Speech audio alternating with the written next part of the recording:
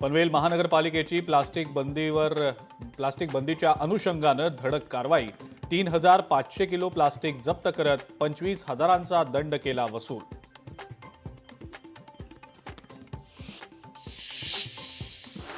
चंद्रपूर जिल्ह्यामध्ये सकाळपासूनच्या उकाड्यानंतर पावसाची हजेरी।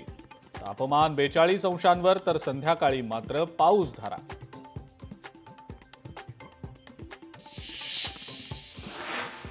ईश्वरी भिसे मृत्यू प्रकरणी राष्ट्रवादी काँग्रेस हायकोर्टात जाणार। शरद पवारांच्या राष्ट्रवादीकडून याचिका दाखल केली जाणार। शरद पवारांच्या राष्ट्रवादीचे पुणे शहराध्यक्ष प्रशांत जगताप यांची माहिती।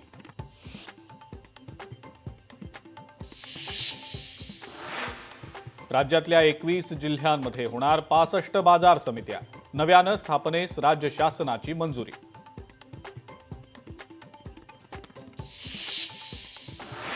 नाशिकच्या कृषी उत्पन्न बाजार समितीचं विभाजन होणार। त्र्यंबकेश्वर आणि पेठ तालुक्यात स्वतंत्र बाजार समिती होणार।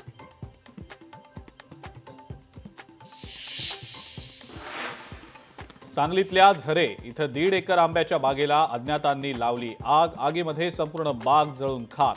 शेतकऱ्याचं लाखोंचं नुकसान।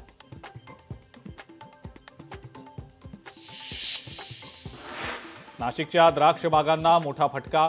अवकाळी पावसानंतर स्थानिक बाजारात दर निम्म्यावर। 12,000 टन द्राक्ष पडून द्राक्ष उत्पादक शेतकऱ्यांवर पुन्हा संकट।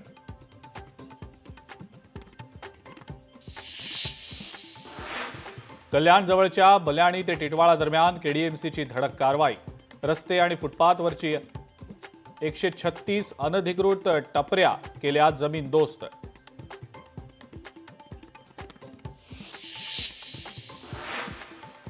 कडक उन्हामुळे बीडमधल्या तलावांमधला पाणीसाठा घटला। जिल्ह्यातल्या 167 प्रकल्पांमध्ये केवळ 24% इतकाच उपयुक्त पाणीसाठा शिल्लक।